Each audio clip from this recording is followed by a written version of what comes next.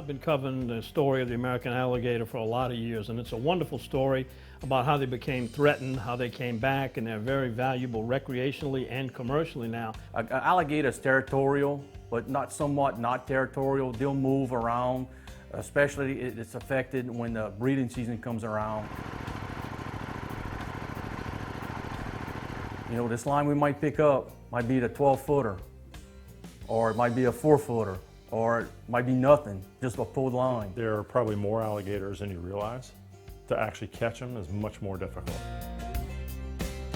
It doesn't really matter the size of it, it's just the excitement of the hunt in general. They have been challenged throughout the time and they have proven their worthiness to live that long.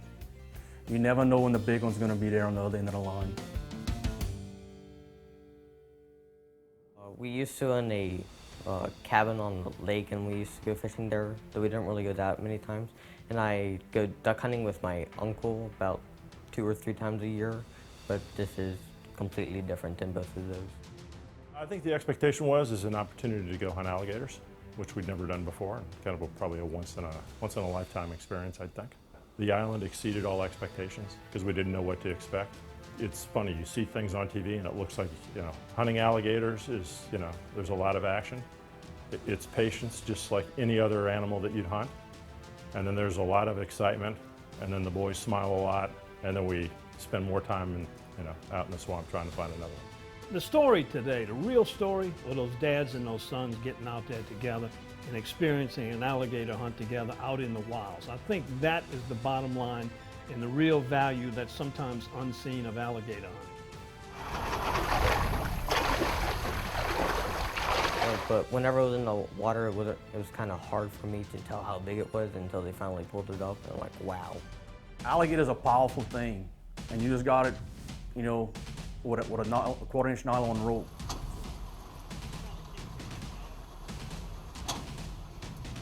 So when he takes off, you're taking off with it if you're not anchored down pretty good and have a good hold on it.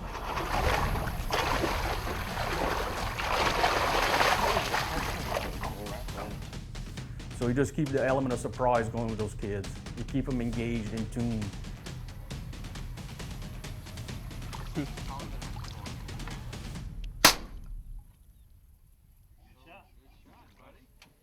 These kids have had a tremendously lucky day because coming from somebody that hunts and fishes all the time, to come out on your first hunt and harvest a gator that big, and for all of them to tag out really on the first day, that doesn't happen every day.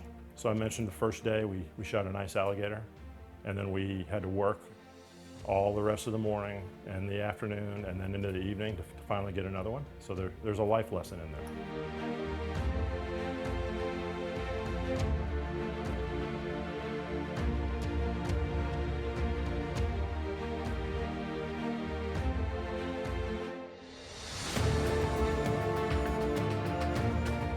Well, obviously, there's a generation gap, and we've had a gap in the number of hunters. We're losing them.